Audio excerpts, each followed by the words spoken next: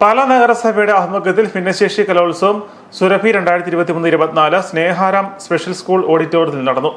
നഗരസഭാ അധ്യക്ഷ ജോസിൻ ബിനോദ് ഉദ്ഘാടനം ചെയ്തു. ക്ഷേമകാര്യ standing committee chairperson Bindu Manu അധ്യക്ഷയായിരുന്നു.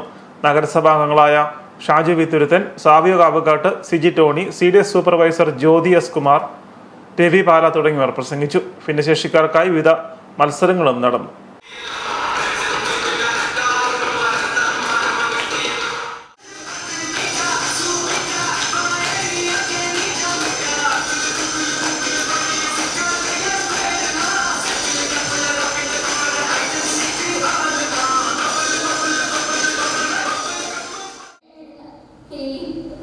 My